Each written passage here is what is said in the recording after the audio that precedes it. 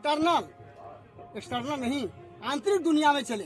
साधु संत आंतरिक दुनिया में हजार हजार वर्ष तपस्या करते थे, लोग आते थे उसको कल्याण करते थे। हम 10 करोड़ लगा दिए दिखावे में, हम पब्लिक को क्या देंगे?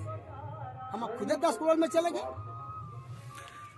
हमारा देखिए कितना साधारण पंडाल लगा है, वहाँ भंडारे कराते, वहाँ प्रवचन मैं करता हूँ। मेन लोगों को अपना संदेश कि सत्य को धारण करो, अपने ज्ञान और विज्ञान को प्रचार करो, झूठा नहीं बोलो, धर्म को धारण करो, धंधा ना करो। यही हमारा सत्य है।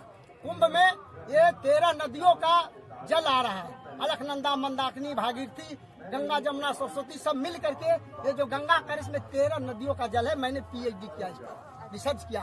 यही जल सत्य, इसी में स्नान करे लोग। और यहाँ स्नान करने से होता है कि निगेटिव ऊर्जा दबता है, पॉजिटिव ऊर्जा आता है। तो इस लेकर के हम लोगों को कुंभ मेले में सबसे ज्यादा स्नान करें, ध्यान करें, पूजा पाठ करें, यज्ञ करें, प्रसादी पाए और अपने जीवन को धन्य करें। धर्म को धंधा में ना बदले। सभी लोग कहते हैं कि हमारा जो संस्कृत शब्द है, हमरे पहले संस्कृत शब्द है, भारतीय सभ्यता में संस्कृत था, संस्कृत से हिंदी हुआ। तो हमारे जो संस्कृत में लिखा हुआ चीज है वही शब्द का प्रयोग करें, हम इंग्लिश का प्रयोग नहीं करें। सब देश में अलग अलग एक भाषा होता है, हमारे देश का भाषा संस्कृत और हिंदी है। जैसे शाही स्नान था, शाही स्नान भी हमारी भाषा नहीं, उसको हमने कहा अमृत स्नान। अमृत स्नान, हम शाही शब्द का प्रयोग नहीं करेंगे। लोग लिखते हैं धर्म सम्राट। धर्म सम्राट, सम्राट माने राजा होता है, कोई साधु राजा नहीं हो सकता, क्योंकि राजा राज्य का सर्वोपरि होता है और हम लोग मार्गदर्शक रूप में धर्म गुरु होते हैं। तो यहाँ शब्दों का ही उपयोग धंधा में परिवर्तन हो गया। हम लोग को धर्म को धारण करके सबको करना चाहिए और किसी एक संत दूसरे संत पर टीका टिप्पणी न करे। यहाँ सब लोग आए हैं पूजा पाठ करने के लिए।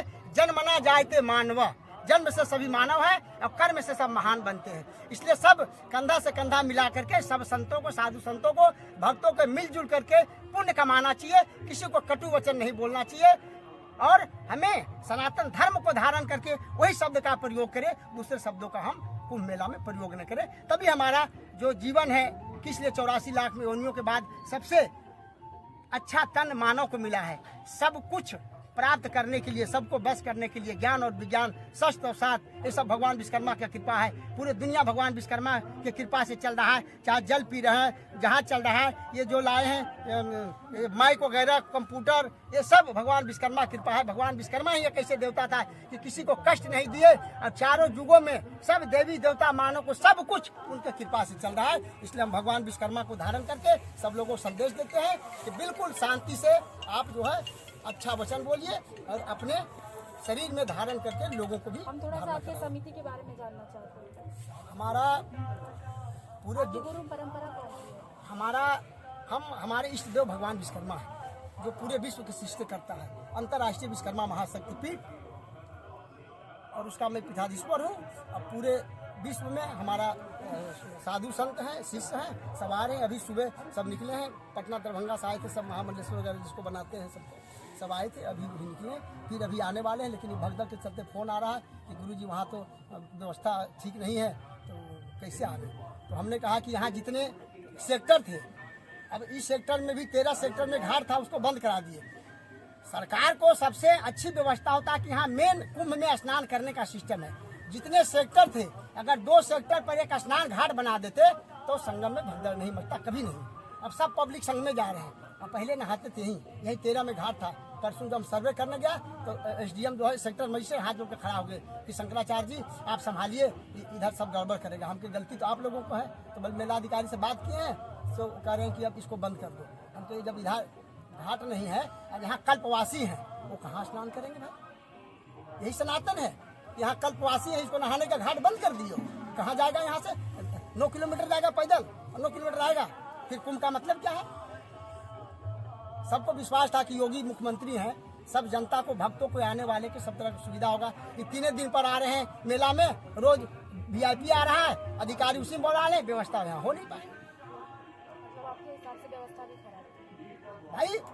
अब 3 दिन पर आ रहे हैं सब VIP लोग, अधिकारी उसी के फेरा में लगे हैं। क्या व्यवस्था बनाएगा? व्यवस्था बढ़िया सो नहीं पाया।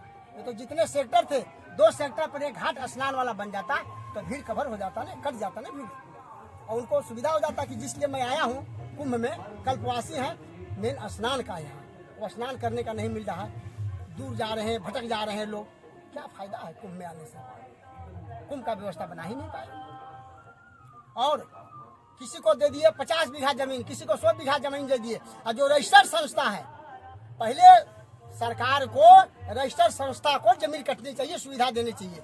सोचिए हम हमारा ऑडिट हो रहा है, हम भारत सरकार को टैक्स दे रहे हैं, हम पूरे विश्व लेवल पर शंकराचार्य हैं, ये 4 शंकराचार्य विदेश नहीं जा सकते, एक वो यूपी टेंट दिया है।